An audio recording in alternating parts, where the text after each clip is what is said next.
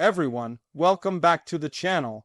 Today we're diving into one of the most shocking developments from the front lines of the war in Ukraine, the story of how Ukraine used 300 kg TM-62 mines to destroy a Russian convoy.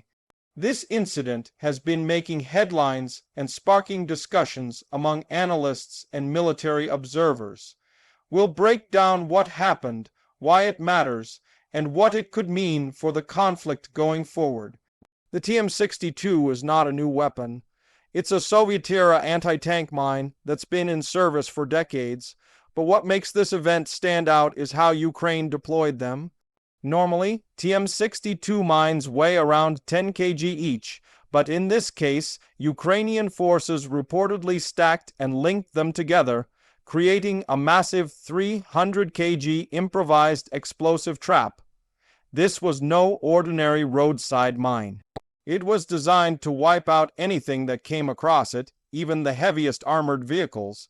Reports indicate that a Russian convoy was moving through a contested area when they hit this deadly trap. The explosion was so powerful that multiple vehicles were completely destroyed, leaving wreckage scattered across the road. Some videos from the scene show towering flames and smoke columns, with debris thrown far away from the blast site. Analysts believe this was carefully planned and executed, taking advantage of Russia's predictable movement patterns. This kind of tactic highlights how Ukraine has adapted throughout the war. Early on, they relied heavily on portable anti-tank weapons like javelins and laws to stop Russian advances. But as the front lines became more static, they turned to mines, drones, and remote controlled explosives to inflict maximum damage. The use of multiple TM-62s in one place shows a shift towards heavier, more destructive ambushes. Military experts point out that stacking mines like this is risky. It requires time, precision, and the ability to avoid detection while setting the trap. But when done successfully, it can deliver devastating results. A single 300 kg explosion can destroy not just one vehicle, but several at once if they're close together. It's a force multiplier for a country trying to conserve ammunition and resources while still taking out valuable enemy equipment. This incident also shows how important intelligence is for both sides.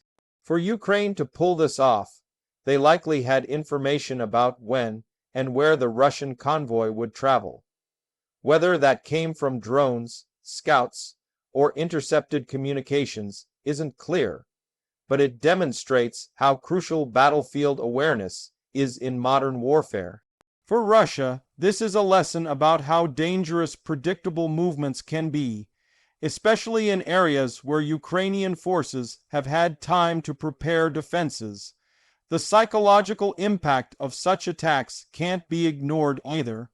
When Russian troops see entire convoys destroyed in seconds, it lowers morale and makes them more cautious. That hesitation can slow down operations and give Ukraine more opportunities to strike.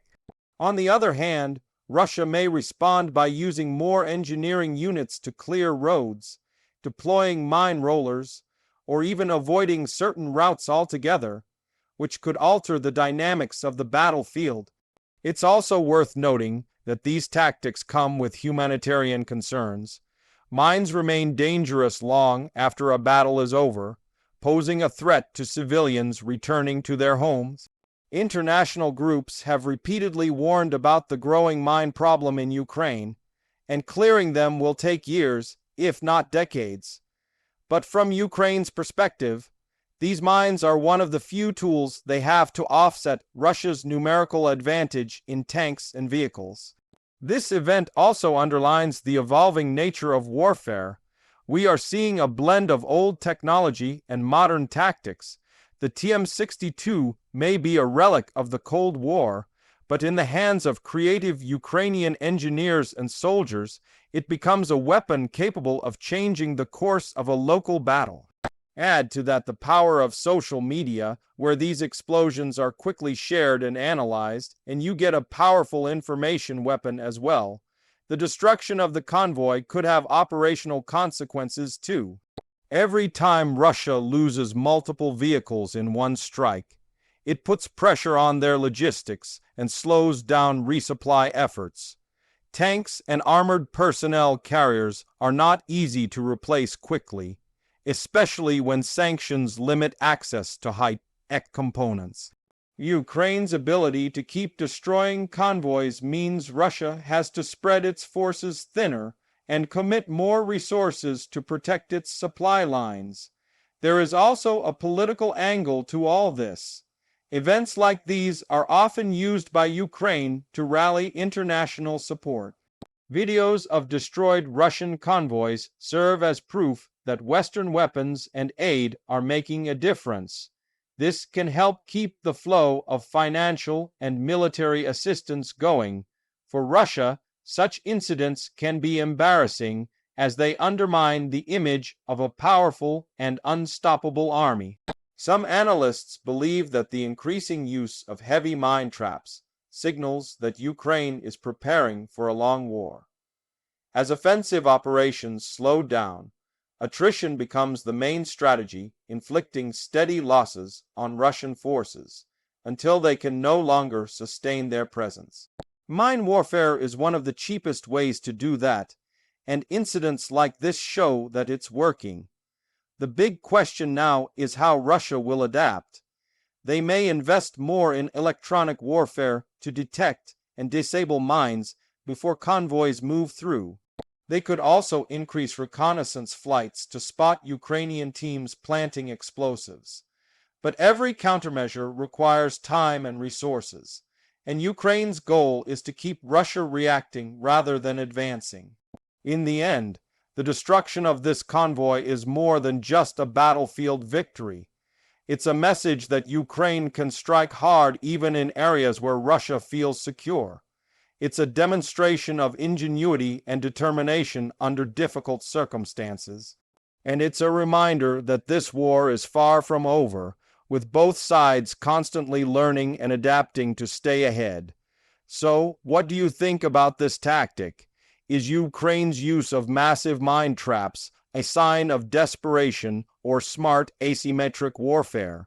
Will Russia change its convoy strategies to avoid such devastating losses? Share your thoughts in the comments below, and let's discuss where this conflict might be heading next. If you enjoyed this breakdown and want to stay updated on major developments from the battlefield, make sure to like this video and subscribe to the channel. There's a lot more to cover, and we'll keep bringing you the most important updates and analysis. Thanks for watching, and stay safe until next time.